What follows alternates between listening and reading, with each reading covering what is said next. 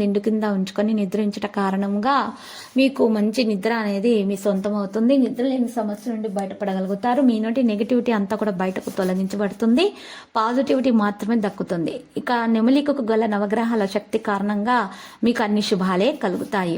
ఈరోజు ఈ రాశి వారు కార్మికులతోటి సంబంధాన్ని తీపిగా ఉంచడం సాధ్యమవుతుంది. ఈరోజు మీరు బిజీగా ఉంటారు. భార్య భర్తల మధ్య సమయం అనేది కాస్త తక్కువగా ఉంటుంది. కలిసే సమయము.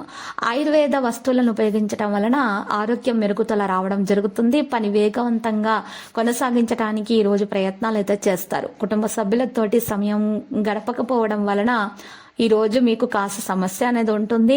కానీ దాన్ని కూడా మీరు తొలగించుకోగల సామర్థ్యం కలిగి ఉంటారు. పని నుండి మీరు ఆనందం మరియు సంతృప్తి పొందగలుగుతారు. మీ కోరికలు తొందరగా నెరవేరుతాయి. ప్రేమికులకు శుభదినముగా ఉంటుంది.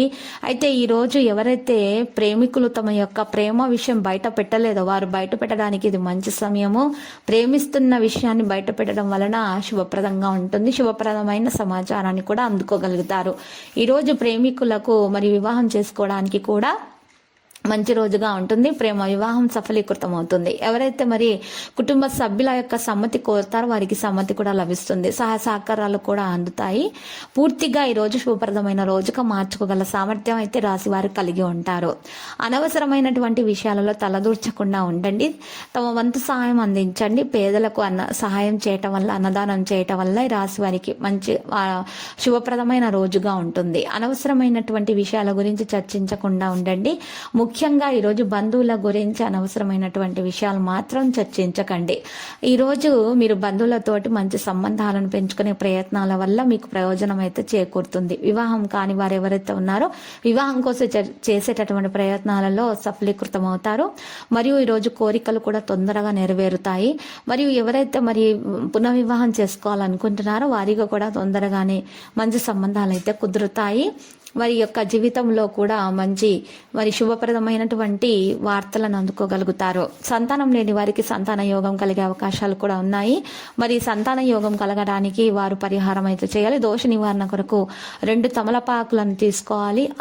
దాని మధ్యలో ఒక పచ్చ కర్పూరం ఉంచి ఆ యొక్క తమలపాకులను ఒక పొట్లంగా చేసినటువంటి కాగితంలో ఉంచి పొట్లంగా తయారు చేసి మరి పూజించిన తర్వాత మీ జేబులో లేదా మీ సంచిలో మీ దగ్గర ఉన్నటువంటి పర్సులో పెట్టుకోవడం ద్వారా ప్రేమ సఫలీకృతం అవుతుంది. ఆటంకాలు తొలగించబడతాయి. నెగిటివిటీ అంతా కూడా బయటకు వెళ్ళిపోతుంది.